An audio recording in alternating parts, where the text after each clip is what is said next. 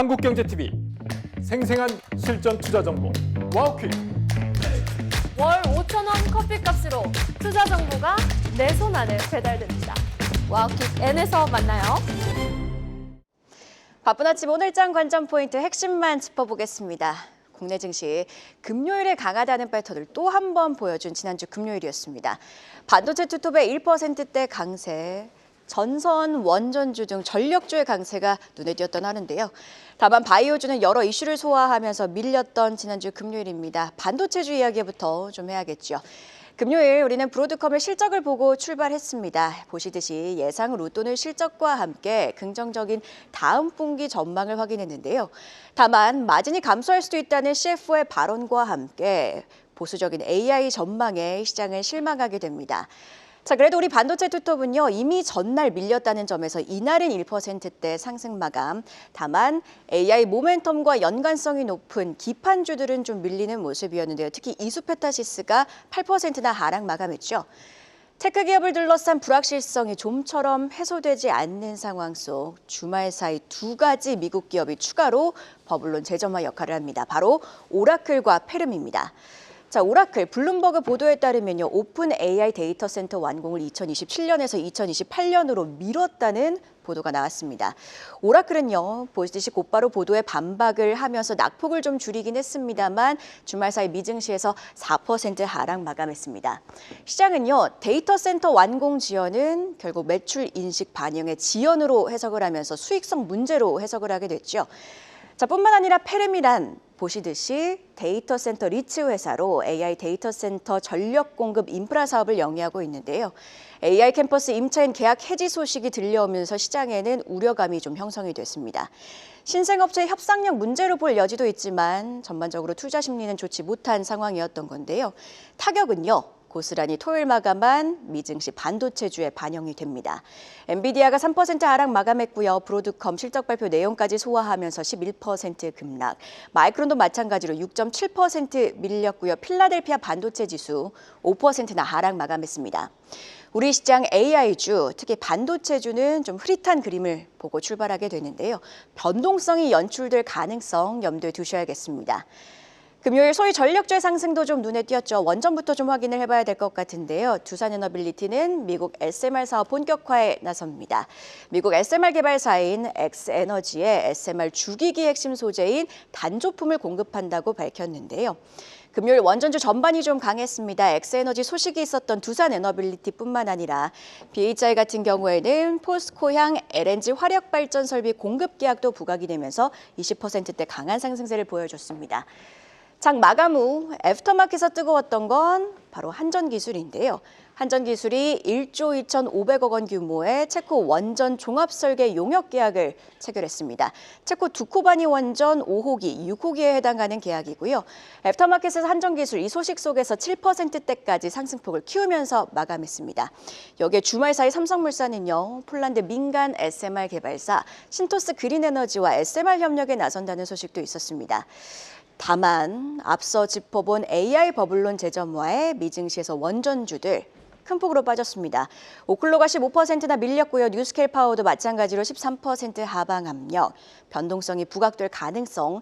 그래도 한전기술은 공급 계약 소식 속에서 오늘장 버텨주는지가 관전 포인트겠습니다. 자, 이번에는 떠오르고 있는 새로운 테마, 우주로 좀 시선을 맞춰보도록 하겠습니다. 지난주 금요일에는요, 재료가 여럿 있었죠. 대통령 업무보고에서 나온 발언입니다.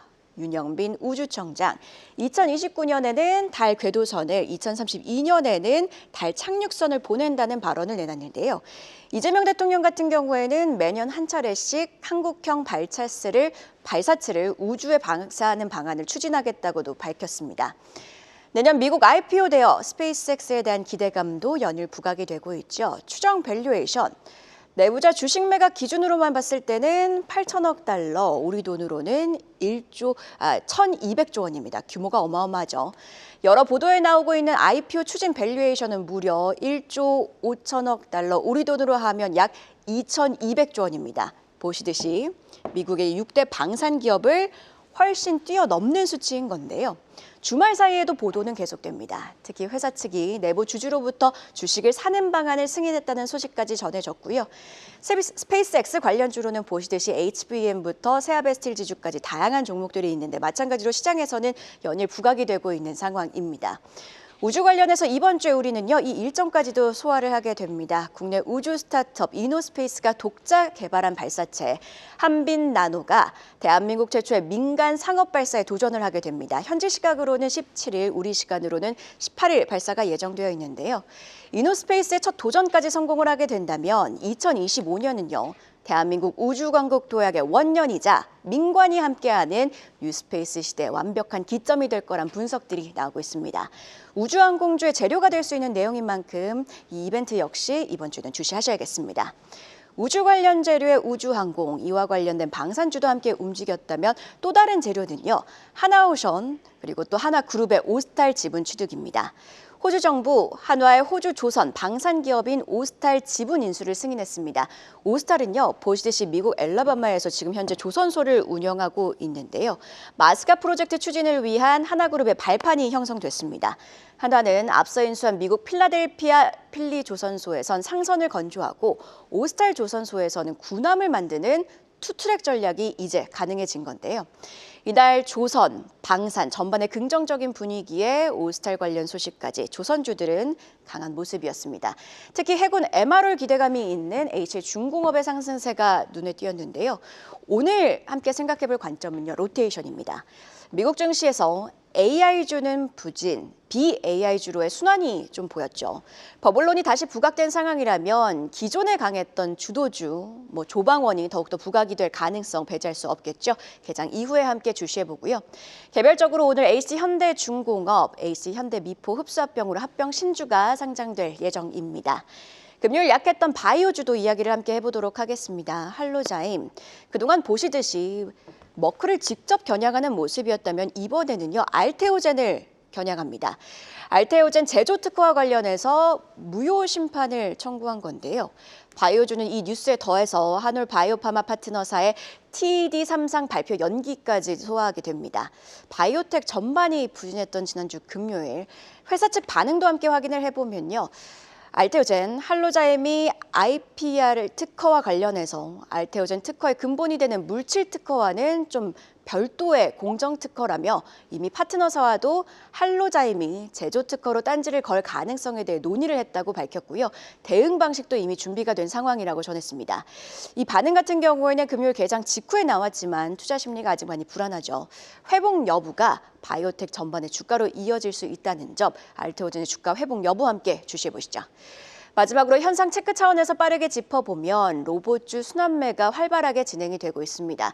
주말에도 내년 글로벌 로봇 양산 본격화로 2026년은 로봇 시대 원년이 될 거란 전망들 나오고 있죠. 여기에 내년 1월 CES 관련 소식들도 속속 들려오고 있습니다. 테마의 지속성 여부 함께 확인해 보고요.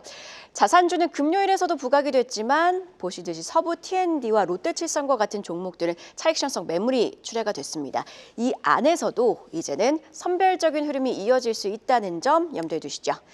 전반적인 분위기까지 팩터로 함께 확인을 해보도록 하겠습니다. 앞서 짚어본 AI 버블론 재부각에 나스닥이 1.7% 하락 마감했고요. 미국 증시에서는 밸류에이션이 높은 종목들이 하락 마감했습니다. 야간 선물 2.3%나 하락 마감한 상황, 오늘은 약세 출발할 가능성이 높습니다. 이런 가운데 주말 사이에는요, 1,480원에 육박한 원달러 환율에 금융당국이 주말에도 긴급회의를 가졌다고 합니다. 장중 계속해서 환율 움직임 함께 주시해보고요. 오늘도 시장은 뉴스에 귀를 기울이고 있습니다. 오늘장 흐름을 이끌어갈 뉴스 함께 살펴보도록 할 텐데요. 오늘은 이영훈 IM증권 서울금융센터 이사와 함께합니다. 어서 오세요. 네, 안녕하십니까. 네, 이사님 2주 만에 뵙는 것 같습니다. 2주 만에 뵀으니까 또 힘차게 시작해야 되는데 지난 주말 미증시를 보니까 걱정이 되는 것 같습니다. 그런 만큼 오늘은 더욱더 뉴스 하나씩 꼼꼼하게 점검을 해보도록 할 텐데요. 일단 5가지 헤드라인, AI주부터 고려 아연까지 다양하게 시장 전반에 영향을 줄 수 있는 뉴스들 준비되어 있고요. 첫 번째 뉴스, 아무래도 가장 관심이 클 이슈일 것 같습니다. AI주 이야기를 좀 해야 될 것 같은데요. 브로드컴 실적 발표 이후에 보시듯이 토요일 새벽에 마감한 미증시 크게 빠졌습니다. 엔비디아가 한 3% 빠졌고 브로드컴 11% 하락, 필라델피아 반도체 지수 같은 경우는 5% 넘게 밀린 상황입니다. 필라델피아 반도체 지수가 5%나 빠졌어요. 이 말은 오늘 우리 시장 AI주 좀 걱정해야 되는 건 아닌지 어떻게 보고 계실까요? 영향을 받겠죠. 일단은 영향을 받을 수밖에 없는데 이게 항상 보면은 이제 주가가 이제 실적에 앞서가지고 좀 과하게 움직이잖아요. 많이 움직이다 보면은 항상 이제 노이즈가 나오는 거는 이제 과대평가됐다 내지는 이제 버블 국면에 들어가는 거 아니냐. 특히 이번 같은 경우는 이 AI 사이클이 2000년대 초반에 그 닷컴 버블 이후에 또 다른 어떤 버블 형성의 가능성을 지금 보여주고 있는 상황이다 보니까 다들 이제 경계하는 눈초리로 쳐다보고 있다 보니까 많이 올랐다는 것에 대한 부담이 계속 지금 시장에서 작용하고 있는 것 같은데요. 단적으로 이제 브로드컴 실적만 놓고 봤을 때는 사실 흠잡을 데가 없거든요. 잘 나왔는데 이제 그 안에서도 이제 CEO의 멘트에 꼬투리를 잡아가지고 뭐 향후에 이제 브로드컴 같은 경우는 이제 AI 시스템 판매 비중이 확대가 되면 따라서 매출률 총이익률이 조금 줄어들 것 같다. 뭐 이런 얘기, 이런 것들이 이제 투집이 잡고 또 제휴 고객에 대해서 이제 향후 기대감 이런 것들이 이제 생각보다 높지 않다. 이제 이렇게 나오니까 주가 급락이 좀 나오긴 했는데 이거는 언제 항상 이제 보면은 주가가 상승할 때 나타날 수밖에 없는 현상인데 제가 보는 관점에서는 AI라고 하는 것 자체는 이게 과거에 닷컴 열풍 때까지만 해도 기업 간의 경쟁이었거든요. 근데 지금은 국가 간의 경쟁입니다. 그러니까 미 정부가 주도하고 있는 프로젝트이기도 하고요. 그렇기 때문에 이게 단기간에 뭐 조정을 받을 수 있긴 하더라도 이걸로 인해서 꺼진다든지 그럴 가능성은 제한된다고 저는 보고 있고 오라클의 그 어닝 미스에 대한 부분도 사실은 미스된 걸 프로테이지로 따지면 1% 내외밖에 안 돼요. 그러니까요. 그런데 주가는 폭락이 나왔잖아요. 이거 역시도 많이 올랐던 거에 대한 부담감, 특히나 오라클은 부채를 통해 가지고 지금 매출을 일으키고 있다는 것에 대한 부담. 근데 이게 또 데이터 센터 준공이 연기될 것 같다라는 루머. 이런 것들이 이제 노이즈가 되는 건데요. 좀 뒤집어 놓고 생각을 해보면 지금 가장 전 세계에서 매출 이익률이나 이런 게 최고인 엔비디아를 판 그 마사요시 손의 행보는 최고의 기업을 팔아가지고 오픈 AI에다가 올인을 들어간 거잖아요. 그럼 왜 그랬을까를 한번 생각해 볼 필요가 있다는 거죠. 제가 드리고 싶은 말씀은 이거는 지금 그 시장 내에서도 AI 내에서도 지금 주도하고 있는 기업이 출연하지 못한 상태인데다가 이거는 또 기업 간에서는 생존 경쟁이 될 수밖에 없고 상위 한 2-3개 정도 외에는 나머지 다 사장될 가능성이 높은 산업이기 때문에 또 한 가지는 미중 패권 전쟁이 군사적인 패권뿐만 아니라 이 AI라는 게 모든 걸 지배하는 상황이다 보니까 이걸 통해 가지고 모든 정보를 장악하고 있는 국가가 전 세계를 지배한다는 측면에서 봤을 때 미국에서 쉽게 포기할 수 있는 상황은 아니다. 그런 맥락에서 말씀을 드리면 많이 오른 것에 따른 브레이크가 좀 걸린 거다라는 정도로 저는 이해하는 게 맞을 것 같고 여기서 끝이다. 또 뭐 여기서 계속해가지고 이제 급락이 시작되는 거 아니냐. 그렇게 말씀드리는 거는 조금 섣부른 그런 측면이 있는 게 아닌가 싶습니다. 확실히 뭐 브로드컴도 그렇고 오라클도 그렇고 실적을 발표하는 미국 기업들의 어깨가 무거워진 상황입니다. 시장이 많이 기대를 하고 있는 만큼 그 기대에 부합하는 실적을 내놓는 게 중요할 테고요. 이번 주 같은 경우에는 또 마이크론이 실적을 발표하기 때문에 일정 관점에서는 마이크론 실적까지도 함께 주목해 보면 좋을 것 같습니다. 자, 이렇게 AI주 이야기 해봤으니 이번에는 또 한 가지 걱정거리, 환율 이야기 해야 될 것 같습니다. 환율이요, 야간 거래에서 거의 1,480원에 육박한 채로 끝난 상황입니다. 그렇다 보니까 주말임에도 불구하고 보시듯이 구윤철 경제부총리하고 이창용 한은총재 등 금융당국이 주말에 만나서 긴급회의를 가진 상황입니다.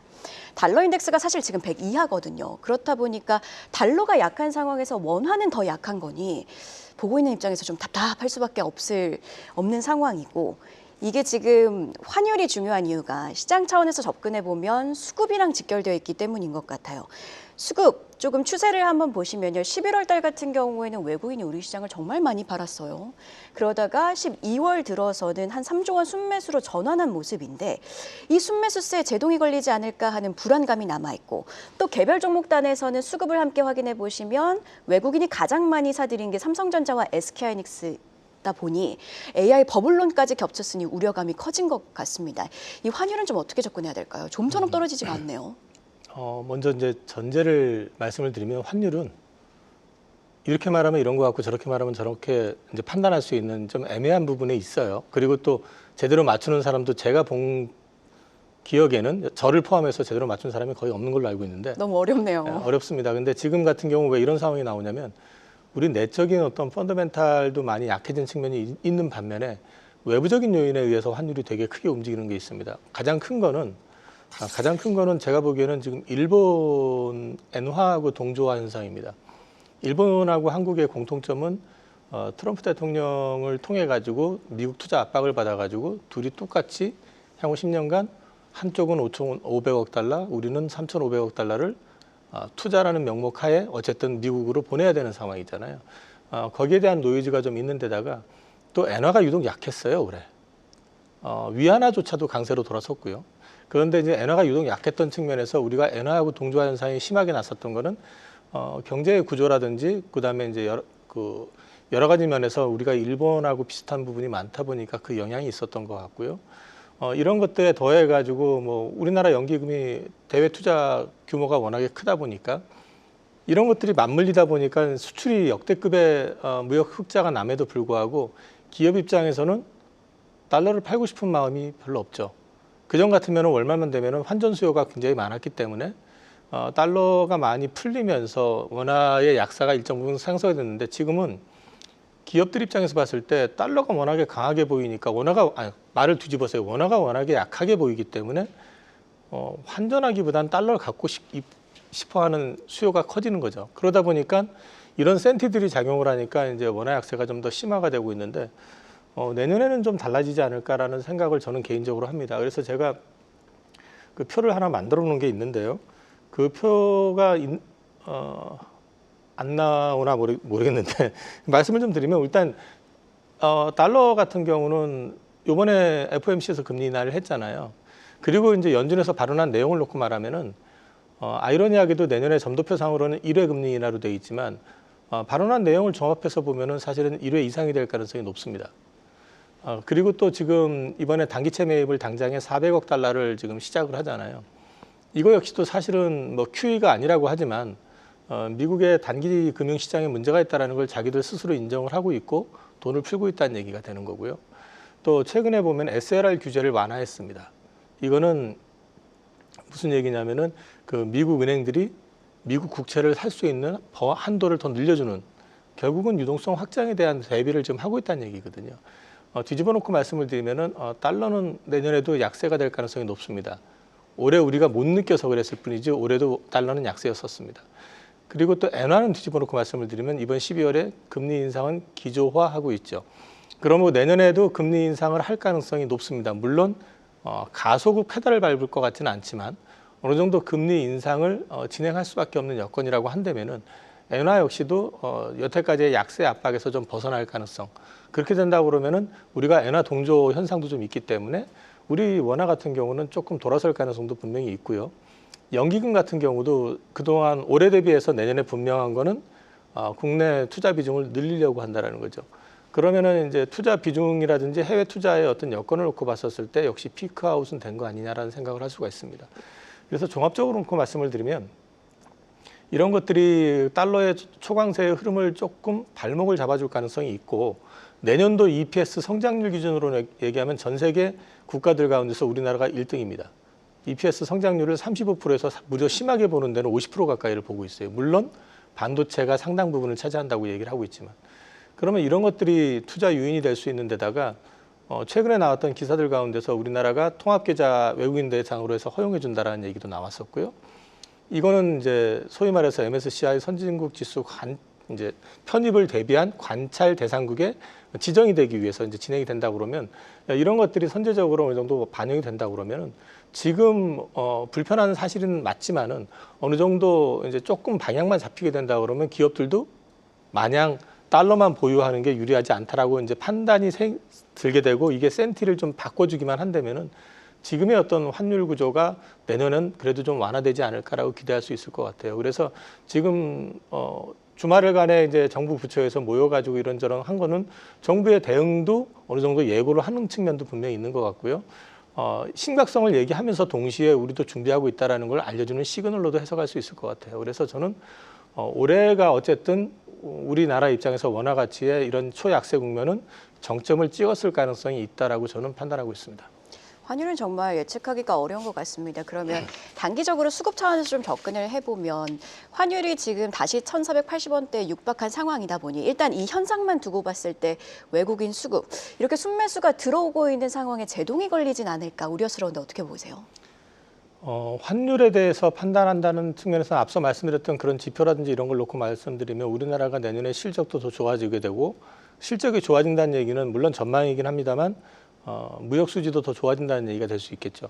그렇게 얘기를 한다 보면 외국인들 입장에서 지금 국면에서는 사실 환과 수익을 동시에 향유할 수 있는 기회가 될 수도 있다는 거죠. 뒤집어 놓고 말씀을 드리면 과거 패턴을 말씀을 드리면 1,400원 넘어가는 국면이면 외국인들은 한국 시장 쳐다도 안 봅니다. 근데 지금 1,470원대에서도 외국인들은 여전히 꾸준히 들어오고 있어요. 11월 달에 엄청나게 많이 팔았잖아요. 12조 이상을 팔았는데 너무 많이 팔았죠. 판 이유는 부클로징 효과가 크다고 봐야 돼요. 왜냐하면 전 세계에서 올해 우리가 압도적인 1등이었거든요. 그 수익률로 말하면. 그러면 이머징 마켓 쪽에서 가장 크게 수익이 난 거를 부클로징을 통해서 외국계 펀드들 같은 경우는 당연히 메이저들 같은 경우는 빨리 정리를 하고 정리를 해야지만이 자기들 성과급, 그쵸, 성과급을 거기서 받게 되는 거고요. 연말 크리스마스 휴가를 떠나게 되는 거죠. 그렇기 때문에 이거는 뭐 어느 정도 예고됐었던 측면이기 때문에 11월 달까지는 그렇게 열심히 팔다가 왜 갑자기 사지?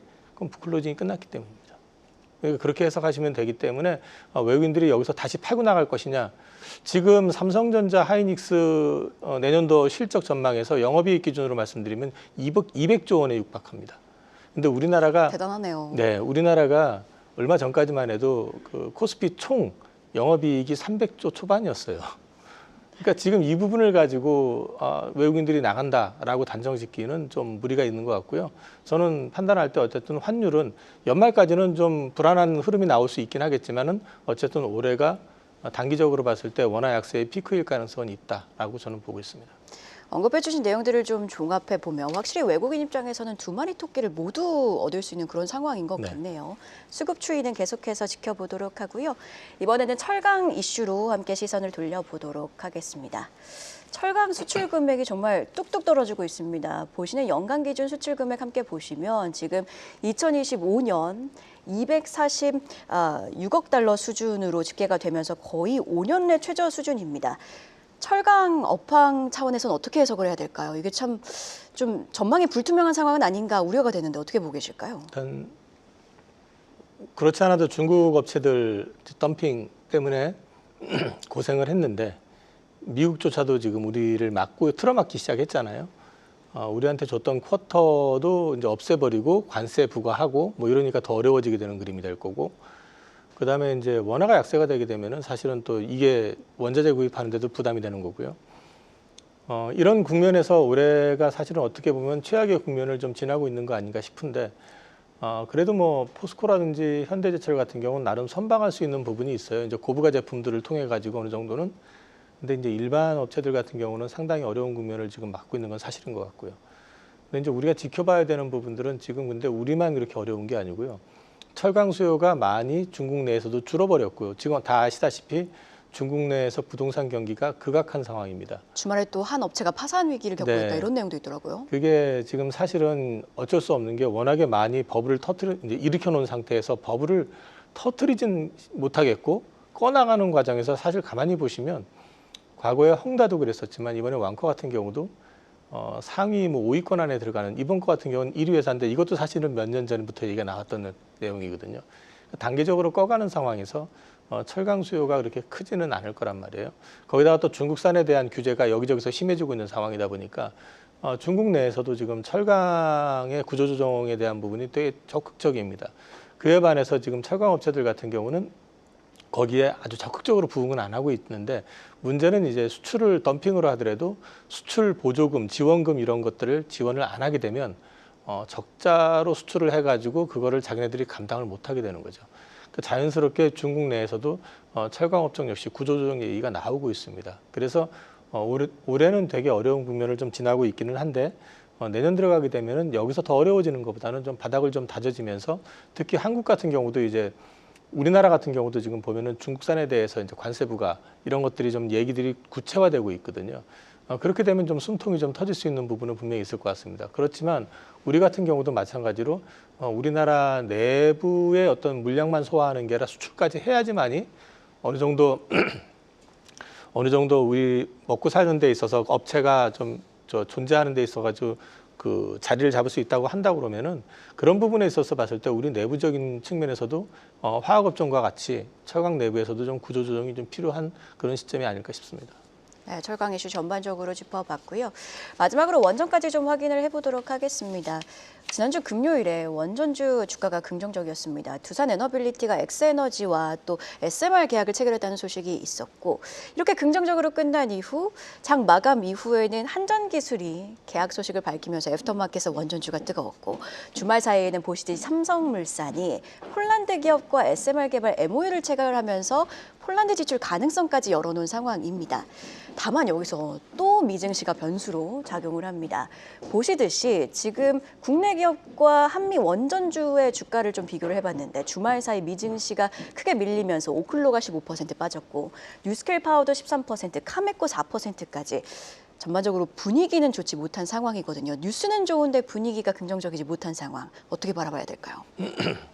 일단 미국 같은 경우는 이제 주말간에 많이 빠졌던 게 페르미라고 하는 회사 펀딩 되기로 했었던 부분들이 취소가 되면서 이제 좀 문제가 좀 생긴 것 같고요.